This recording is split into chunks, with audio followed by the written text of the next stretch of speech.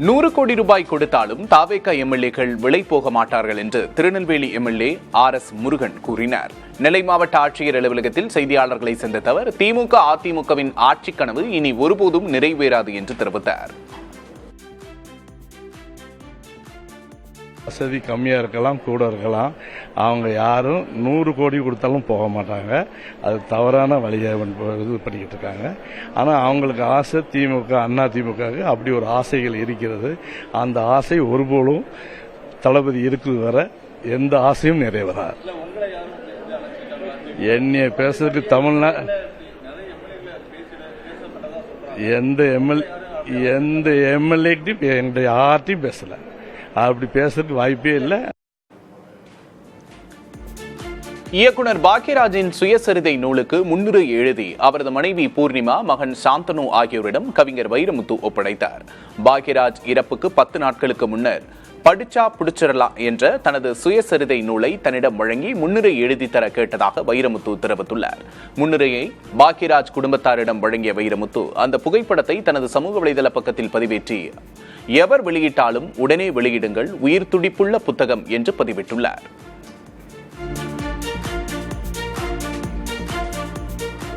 சென்னை மாநகராட்சி பகுதிகளில் பதிவு செய்யப்பட்ட செல்லப்பிராணிகளின் எண்ணிக்கை 1 லட்சத்தை தாண்டியுள்ளது. சென்னையில் செல்லப்பிராணிகளுக்கு மைக்ரோ சிப் பொருத்தி உரிமம் பெறுவது கட்டாயமாக்கப்பட்டுள்ளது. செல்லப்பிராணிகள் கைவிடப்படுவதை தடுக்கவும் தடுப்பூசிகளை கண்காணிக்கவும் கொண்டுவரப்பட்ட இந்த திட்டத்தின் கீழ் இதுவரை 1,26,781 செல்லப்பிராணிகளின் விவரங்கள் இணையதளத்தில் பதிவு செய்யப்பட்டுள்ளன. 64,586 பிராணிகளுக்கு உரிமங்கள் வழங்கப்பட்டுள்ளன. 74,740 பிராணிகளுக்கு மைக்ரோ சிப் பொருத்தப்பட்டிருப்பதாக மாநகராட்சி தெரிவித்துள்ளது. ஓட்டுநர் உரிமமின்றி இளைஞர்கள் வாகனங்களை இயக்கக்கூடாது என்று சென்னை மாநகர காவல் ஆணையர் அமல்ராஜ் அறிவுறுத்தியுள்ளார். சென்னையில் நடைபெற்ற நிகழ்வுக்கு பின்னர் செய்தியாளர்களிடம் பேசிய அவர் 18 வயதுக்குட்பட்ட இருவர் ஓட்டுநர் உரிமமின்றி கடந்த வாரம் பொதுமக்களுக்கு அச்சுறுத்தல் ஏற்படுத்தும் வகையில் அதிவேகமாக வாகனங்களை இயக்கியதாக காணொலிகள் வைரலானதாக குறிப்பிட்டார். இதனையடுத்து அவர்கள் மீது வழக்கு பதிவு செய்யப்பட்டு கைது செய்யப்பட்டனர் என்றும் அமல்ராஜ் தெரிவித்தார். கடந்த வாரம் 2 நிகழ்வுகளில் ரொம்ப அதிவேகமாக வாகனங்களை இளைஞர்கள், குறிப்பாக 18 வயது 17 வயது இளைஞர்கள் லைசன்ஸ் கூட இல்லாமல் வேகமாக ஓட்டி சென்று அது சோசியல் மீடியாக்கள் வந்ததை நாம் பார்த்தோம். சம்பந்தப்பட்டவர்கள் கைது செய்யப்பட்டார்கள், அவர்கள் மேல் நடவடிக்கை எடுக்கப்பட்டது. இந்த மாதிரியான செயல்கள் இளைஞர்கள் செய்வது அவர்களுடைய உயிருக்கும் பொதுமக்களுடைய பாதுகாப்புக்கும் இடையூறாக இருக்கும் என்பதை மனதில் வைத்துக் கொள்ள வேண்டும். கோவை 5வது கூடுதல் மாவட்ட நீதிமன்றத்தில் 8 வழக்குகளில் அரசு தரப்பில் யாரும் ஆஜராகாததால் ஆட்சியருக்கு 62,000 ரூபாய் அபராதம் விதித்து நீதிபதி சிவக்குமார் உத்தரவிட்டார். 10 ஆண்டுகளாக நடக்கும் கொலை வழக்கில் சாட்சி சொல்ல கேரளாவிலிருந்து வந்த மருத்துவருக்கு பயணச் செலவாக 10,000 ரூபாய் வழங்கவும், மற்றொரு வழக்கில் காவல்துறை அதிகாரி மற்றும் குற்றம் சாட்டப்பட்ட 5 பேருக்கு இழப்பீடு வழங்கவும் நீதிபதி உத்தரவிட்டார். அரசு வழக்கறிஞர்களின் பதவிக்காலம் கடந்த ஜூன் 30 முடிந்தும் 24 பேரின் நியமனம் தாமதமாவதே இதற்கு காரணம் என்று கூறப்படுகிறது. வாணியம்பாடி அருகே கள்ளச்சாராயம் காய்ச்சி விற்பனை செய்ய முயன்ற 2 கைது செய்யப்பட்டனர். திருப்பத்தூர் மாவட்டம் கொத்தக்கோட்டை கிராமத்தில் மலையடிவாரத்தில் கள்ளச்சாராயம் காய்ச்சுவதாக கிடைத்த தகவலின் பேரில் காவல்துறையினர் அதிரடி சோதனை மேற்கொண்டனர். அப்போது அந்த பகுதியில் கள்ளச்சாராயம் காய்ச்சி கொண்டிருந்த பெருமாள், ராஜேஷ் ஆகியோரை காவல்துறையினர் கைது செய்தனர். பானை, ஊரல் உள்ளிட்டவற்றையும் காவல்துறையினர் உடைத்து அழித்தனர். ஈரோடு மாவட்டம் கொடுமுடி அருகே விளைநிலத்தில் காய்ந்த புற்களில் திடீரென தீப்பற்றியது. காற்றின் வேகம் காரணமாக தீ மளமளவென பரவியதால் அப்பகுதி முழுவதும் கரும்புகை சூழ்ந்தது. தீயணைப்புத் துறையினர் மேலும் தீ பரவாமல் தடுத்து கட்டுப்படுத்தும் பணியில் ஈடுபட்டனர்.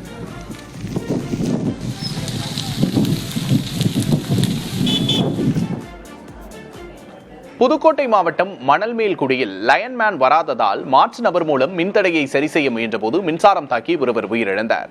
பிள்ளையார் திடல் பகுதியில் ஏற்பட்ட மின்தடையை சரி செய்ய மாதவன் என்பவரை மின்மாற்றியில் ஏற்றி வேலை செய்ய அலுவலர்கள் சொன்னதாக கூறப்படுகிறது. அப்போது எதிர்பாராத விதமாக மின்சாரம் தாக்கி மாதவன் உயிரிழந்ததால் ஆத்திரமடைந்த உறவினர்கள் மறியலில் ஈடுபட்டனர். மலையாள திரைப்பட கலைஞர்கள் சங்கமான அம்மா அமைப்பின் முதன்மை உறுப்பினர் பதவியை நடிகைகள் ரேவதியும் பத்மபிரியாவும் ராஜினாமா செய்திருக்கிறார்கள். இதுகுறித்து அவர்கள் வெளியிட்டுள்ள கூட்டறிக்கையில், கடந்த 10 ஆண்டுகளுக்கு மேலாக பாதுகாப்பான பணியிடம், கண்ணியம் மற்றும் சமத்துவ உரிமை போன்ற அடிப்படை விஷயங்களை கூறியும் அதற்கு தொடர்ந்து மௌனமே பதிலாக கிடைத்தது என்று வருத்தம் தெரிவித்துள்ளனர். மேலும் சங்கத்தில் புரையோடி போயிருக்கும் ஆணாதிக்கமும் அதிகார அரசியலும் மாறவில்லை என்றும் சாடியுள்ளனர். முதல்வர் விஜயுடன் தான் பயணிக்கிறேன், நடப்பது நம்ம ஆட்சிதானே என்று இயக்குனர் லிங்குசாமி கூறினார். ரன் திரைப்படம் வரும் 10ஆம் தேதி மறு வெளியீடு செய்யப்பட உள்ள நிலையில் இது தொடர்பாக லிங்குசாமி செய்தியாளர்களை சந்தித்தார். அப்போது பேசியவர், ரன், சண்டைக்கோழி, வேட்டை ஆகிய படங்களை விஜய் நடிக்க வேண்டிய படங்கள் என்று தெரிவித்தார். திரைத்துறையில்தான் இருவரும் இணைந்து பயணிக்க முடியவில்லை, அரசியலில் ஒரு வார்டு கவுன்சிலராகவாவது ஆக வேண்டும் என்றார். தான் முழுக்க விஜய் அரசியலை ஆமோதிப்பதாகவும் தெரிவித்தார். இந்த படமே சாருக்கு பண்ணுறதுக்காக ஒரு தடவை ஏவிஎம் மூலமாக எஸ் சந்திரசேகர் சாரை பார்த்து அப்போ சொன்னோம். இப்போ எஸ் சந்திரசேகர் சார் ஒத்துக்கல. தமிழன்னு ஒரு படம் தம்பி பண்ணுறாங்க, அதனால கமிட் ஆயிருக்காரு. ஒரு பொண்ணு பின்னாடி சுற்றுறது இந்த மாதிரி டைப் ஆஃப் படம் அப்போ அவங்களுக்கு கரெக்டாக ஆகலை, அதனால அவங்க ஒத்துக்கல. அதுக்கப்புறம் சண்டைக்கோடி, அது சார் பண்ண வேண்டியது, அது மிஸ் ஆச்சு. வேட்டை பண்ண வேண்டியது மிஸ் ஆச்சு. இப்போ கிண்டலுக்கெல்லாம் எலெக்ஷன் வரப்போறதுக்கெல்லாம் முன்னாடி ஷூட்டிங் ஸ்பாட்டுக்கெல்லாம் எப்பயாவது லீவ் ஷூட்டிங் ஸ்பாட்டில் போவான்ல, நான் கிண்டலுக்கு சார் ஒரு சினிமாவில் தான் கனெக்ட் ஆக முடியாது சார், ஒரு வார்டு கவுன்சிலர் ஆனா சும்மா இருக்கணும் ஆரம்பி. நீலகிரி மாவட்டம் கூடலூர் சுற்றுவட்டார பகுதிகளில் பலத்த காற்றுடன் கனமழை நீடித்து வருகிறது. இரவு முதல் பெய்து வரும் தொடர் கனமழை காரணமாக கூடலூர் மற்றும் பந்தலூர் தாலுகாக்களில் உள்ள பள்ளிகளுக்கு மட்டும் இன்று விடுமுறை அளித்து மாவட்ட ஆட்சியர் உத்தரவிட்டுள்ளார். இப்பகுதிகளில் அதிகபட்சமாக ஓவேலியில் 8 சென்டிமீட்டரும் கூடலூரில் 7 சென்டிமீட்டரும் மழை பதிவாகியுள்ளது.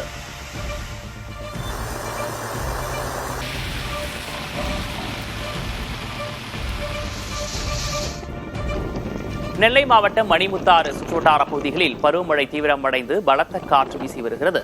மேற்கு தொடர்ச்சி மலையடிவாரத்தில் உள்ள பசுமை வயல்களும் தென்னை மரங்களும் காற்றில் அசைந்தாடும் இயற்கை எழில் கொஞ்சம் காட்சிகள் காண்போரை கவர்ந்துள்ளன.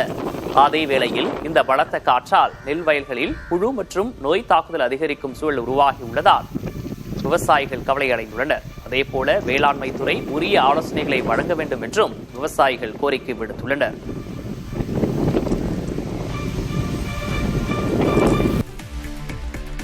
மேற்கு வங்கத்தில் சிறுமி ஒருவர் பாலியல் வன்கொடுமைக்கு உள்ளாக்கப்பட்டு கொலை செய்யப்பட்ட சம்பவத்தை கண்டித்து முன்னாள் முதல்வர் மம்தா பானர்ஜி மெழுகுவர்த்தி ஏந்தி போராட்டத்தில் ஈடுபட்டார். கொல்கத்தாவில் மெழுகுவர்த்தி அமைதி பேரணியில் மம்தா பானர்ஜி, திரிணாமுல் காங்கிரஸ் கட்சி நிர்வாகிகள், தொண்டர்கள் என ஏராளமானோர் பங்கேற்றனர்.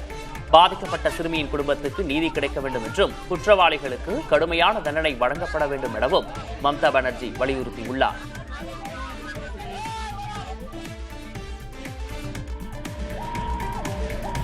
பெங்களூரு கொரகுண்டபாளையா யஷ்வந்த்பூர் நெடுஞ்சாலையில் சைரன் ஒலித்தபடி நோயாளியுடன் சென்ற ஆம்புலன்ஸுக்கு வழிவிடாமல் அதன் முன்பாகவே சில இளைஞர்கள் ஆபத்தான முறையில் பைக் வீலிங் செய்துள்ளனர்.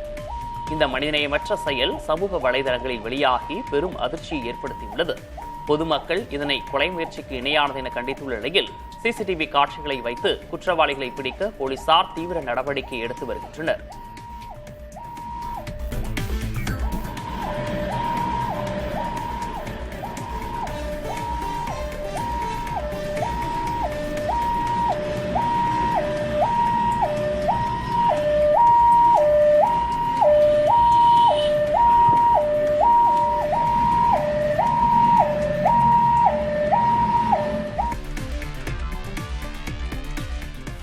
மைக்ரோசாப்ட் நிறுவனம் தனது உலகளாவிய பணியாளர்களில் சுமார் 2.1% 4800 பேரை பணி நீக்கம் செய்வதாக அறிவித்துள்ளது.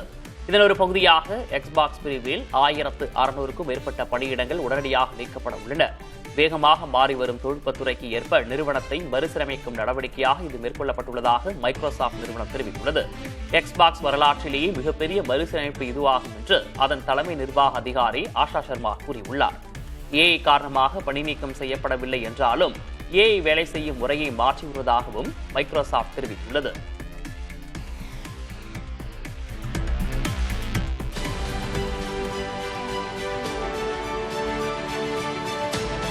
வாட்ஸ்அப் செயலியில் யார் யாரெல்லாம் ஆன்லைனில் இருக்கிறார்கள் என்பதை எளிதாக காட்டும் கிரீன் டாட் இண்டிகேட்டர் வசதியை மெட்டா நிறுவனம் அறிமுகப்படுத்தியுள்ளது.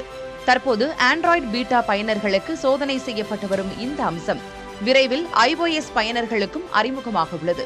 இதன் மூலம் பயனர்கள் தங்களின் சாட் லிஸ்ட் மற்றும் கால்ஸ் டேப் ஆகியவற்றில் யார் ஆன்லைனில் இருக்கிறார்கள் என்பதை நேரடியாக பார்த்துக் கொள்ள முடியும். எனினும் லாஸ்ட் சீன் மற்றும் ஆன்லைன் ஸ்டேட்டஸை மறைத்து வைத்துள்ளவர்களின் கணக்குகளில் இந்த கிரீன் டாட் தோன்றாது என மெட்டா நிறுவனம் விளக்கமளித்துள்ளது. 41 வயதான கிறிஸ்டியானோ ரொனால்டோவின் உலகக்கோப்பை கனவை நடப்பு ஐரோப்பிய சாம்பியனான ஸ்பெயின் முடிவுக்கு கொண்டு வந்தது. ஃபிஃபா உலகக்கோப்பையின் 16வது சுற்றில் போர்ச்சுகலை 1-0 என்ற கோல் கணக்கில் வீழ்த்திய ஸ்பெயின் காலிறுதிக்கு முன்னேறியது. கோல் வாய்ப்புகள் குறைவாக அமைந்த போட்டியில் ஸ்டாப்பேஜ் நேரத்தின் இறுதியில் மிக்கல் மெரினோ அடித்த கோல் ஸ்பெயினுக்கு வெற்றியை உறுதி செய்தது. இதன் மூலம் ஸ்பெயின் காலிறுதியில் அமெரிக்கா அல்லது பெல்ஜியம் அணியை எதிர்கொள்ள உள்ளது. போட்டிக்கு முன்பு இதுவே தனது கடைசி உலகக்கோப்பை தொடர் என்று ரொனால்டோ அறிவித்திருந்தார். இதனால் சர்வதேச கால்பந்திலிருந்து அவர் ஓய்வு பெறுவாரா என்பது குறித்து எதிர்பார்ப்பு எழுந்திருக்கிறது. காங்கிரஸ் சார்பில் நடத்தப்பட்ட நீட் தேர்வு எதிர்ப்பு போராட்டத்தில் கில்லிப்பாட்டை ஒளிபரப்பி நடனமாடியது சர்ச்சையாகியுள்ளது. திருவள்ளூர் மாவட்டம் தாமரைப்பாக்கம் பகுதியில் காங்கிரஸ் சார்பில் நீட், கியூட், JEE உள்ளிட்ட நுழைவுத் தேர்வுகளை ரத்து செய்ய வலியுறுத்தி அக்கட்சியின் MP சசிகாந்த் செந்தில் தலைமையில் கண்டன பொதுக்கூட்டம் நடைபெற்றது. அப்போது கில்லி படத்தின் அப்படி போடு பாடலுக்கு மேடையில் ஆட்டம் போட்ட வீடியோ இணையத்தில் வைரலாகி வருகிறது. திட்டமில்லா பகுதிகளில் கடந்த 2011ஆம் ஆண்டு ஜனவரி 1ஆம் தேதிக்கு முன்னர் அனுமதியின்றி கட்டப்பட்ட கல்வி நிறுவன கட்டடங்களை வரன்முறைப்படுத்துவதற்கான கால அவகாசம் மேலும் 12 மாதங்களுக்கு நீட்டிக்கப்பட்டுள்ளது. இதன்படி தகுதியுள்ள கல்வி நிறுவனங்கள் அடுத்த ஆண்டு ஜூலை 5ஆம் தேதி வரை தமிழ்நாடு நகர் ஊரமைப்பு இயக்கக இணையதளம் வழியாக விண்ணப்பிக்கலாம் என நகர் ஊரமைப்பு ஆணையர் தெரிவித்துள்ளார்.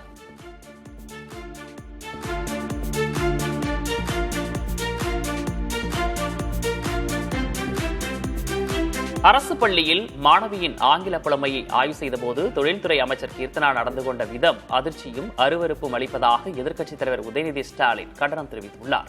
இதுகுறித்து தனது எக்ஸ்தல பக்கத்தில் பதிவிட்டுள்ள அவர், மாணவர்களிடம் எப்படி நடந்து கொள்ள வேண்டும், எந்த சூழ்நிலைகளில் கேமராக்களை தவிர்க்க வேண்டும் என அமைச்சருக்குத்தான் வகுப்பெடுக்க வேண்டும் என்று விமர்சித்துள்ளார். குழந்தைகளின் தன்னம்பிக்கையை உடைப்பதை யாராலும் ஏற்றுக்கொள்ள முடியாது என்று உதயநிதி கூறியுள்ளார். மேலும் உங்கள் ரீல்ஸ் முகத்துக்கு பள்ளி குழந்தைகளை பயன்படுத்தாதீர்கள் என்று அமைச்சர் கீர்த்தனாவுக்கு அவர் அறிவுறுத்தியுள்ளார். அடிப்படை வசதிகள், போதிய ஆசிரியர்கள் இல்லாமல் அரசு பள்ளிகள் அவல நிலையில் இருந்தபோது திமுக அரசு என்ன செய்தது என அமைச்சர் கீர்த்தனா கேள்வி எழுப்பினார். சிவகாசியில் உள்ள அரசு பள்ளியில் தான் நடத்திய ஆய்வை விமர்சித்த திமுக முன்னாள் அமைச்சர் மகேஷுக்கு பதிலளித்துள்ள அவர், சேதமடைந்த அரசு பள்ளி கட்டடம் ஒன்றின் புகைப்படத்தை பகிர்ந்து பல ஆண்டுகளாக அரசு பள்ளிகள் புறக்கணிக்கப்பட்டதற்கு இதுவே சாட்சி என சாடினார். மேலும் தனது ஆங்கில உச்சரிப்பை இணையத்தில் கேலி செய்பவர்களுக்கு பதிலளித்த அவர், தாம் அரசு பள்ளியில் தமிழ் வழியில் படித்தவர் என குறிப்பிட்டிருக்கிறார். தம்மை ஆங்கிலத்திற்காக கேலி செய்பவர்கள் நாளை இதேபோல் தடுமாறும் மற்ற அரசு பள்ளி மாணவர்களையும் அவமானப்படுத்த மாட்டார்கள் என்பது என்ன நிச்சயம் என வினவினார். தன்னை விமர்சிக்கும் அரசியல்வாதிகளின் பிள்ளைகள் எத்தனை பேர் அரசு பள்ளிகளிலும் தமிழ் வழியிலும் படிக்கிறார்கள் என்று ஆவேசமாக கேள்வி எழுப்பினார். அதோடு சர்ச்சைக்குரிய வீடியோவை தான் எடுக்கவில்லை என்றும் அமைச்சர் கீர்த்தனா விளக்கமளித்திருக்கிறார். ராமேஸ்வரத்தில் உள்ள புனித அந்தோணியார் ஆலய திருவிழாவை ஒட்டி கடல் பவனி கோலாகலமாக நடைபெற்றது. முதலில் திருப்பலி நடைபெற்றதைத் தொடர்ந்து அலங்கரிக்கப்பட்ட படகில் அந்தோணியாரின் திருவுருவ சுரூபம் வைக்கப்பட்டு வான வேடிக்கையுடன் விமர்சையாக கடல் பவனி நடைபெற்றது.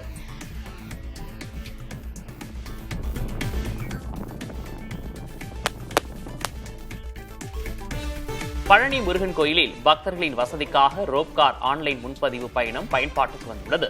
கோயிலின் அதிகாரப்பூர்வ இணையதளத்தில் 100 ரூபாய் கட்டணம் செலுத்தி குறிப்பிட்ட நேரத்தை தேர்வு செய்து பக்தர்கள் முன்பதிவு செய்யலாம் என அறிவிக்கப்பட்டுள்ளது. மேலும் கால பூஜைகளுக்காக சோதனை முறை முன்பதிவும் தொடங்கியுள்ள நிலையில் விரைவில் தங்கும் விடுதி அறைகளும் ஆன்லைன் மயமாக்கப்படும் என அதிகாரிகள் தெரிவித்துள்ளனர். திருவாரூர் அருகே காரில் ஆடுகளை திருடிச் சென்ற இருவரை காவல்துறையினர் கைது செய்தனர். சாலையில் ஏற்பட்ட ஒரு சிறிய விபத்தின் போது காரில் ஆடுகள் கத்தும் வீடியோ ஆதாரத்தை வைத்து அவர்கள் ஆடு திருடர்கள் என்பதை காவல்துறையினர் கண்டறிந்தனர். விபத்து வழக்கு என கூறி எடையூர் காவல் நிலையத்திற்கு வரவழைக்கப்பட்டு நாகையைச் சேர்ந்த இருவரையும் கைது செய்த காவல்துறையினர் ஆடுகளை உரியவரிடம் ஒப்படைத்தனர்.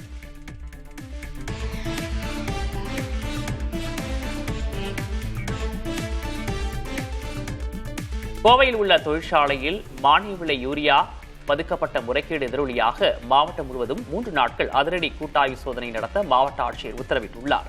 வேளாண்மை துறை, வருவாய்த்துறை மற்றும் மாசு கட்டுப்பாட்டு வாரியம் உள்ளிட்ட துறைகள் இணைந்து உரக்கடைகள் மற்றும் தொழிற்சாலைகளில் தீவிர சோதனை மேற்கொண்டு அறிக்கை சமர்ப்பிக்க உத்தரவிடப்பட்டுள்ளது.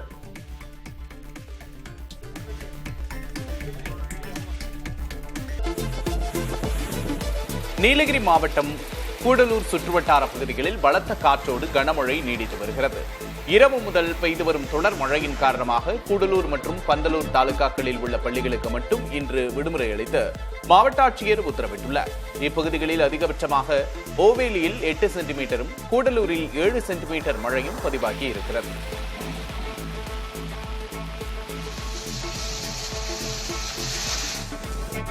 பவானிசாகர் அணையின் நீர்பிடிப்பு பகுதிகளான வடகேரளா மற்றும் நீலகிரி மலைப்பகுதிகளில் பெய்த மழை காரணமாக அணைக்கு நீர்வரத்து 574 கன அடியிலிருந்து 1894 கன அடியாக அதிகரித்துள்ளது. இதனால் அணையின் நீர்மட்டம் கடந்த 2 நாட்களில் 2 அடி உயர்ந்து தற்போது 54.96 அடியாக உள்ளது. பாசனத்திற்காக அணையிலிருந்து 605 கன அடி தண்ணீர் வெளியேற்றப்பட்டு வருகிறது. மேற்கு வங்கத்தில் 3 மாநிலங்களவை இடங்களுக்கு வரும் 24ஆம் தேதி தேர்தல் நடைபெறும் என்று தேர்தல் ஆணையம் அறிவித்திருக்கிறது. திரிணாமுல் காங்கிரஸ் கட்சியைச் சேர்ந்த 3 உறுப்பினர்கள் பதவி விலகிய நிலையில் காலியான இடங்களுக்கு தேர்தல் நடைபெறவுள்ளது. அண்மையில் நடந்த சட்டமன்ற தேர்தலில் பாரதிய ஜனதா கட்சி 200க்கும் மேற்பட்ட இடங்களில் வென்றுள்ளது. இச்சூழலில் நடைபெறும் மாநிலங்களவை தேர்தலில் பாஜக வெல்லும் நிலை உள்ளது.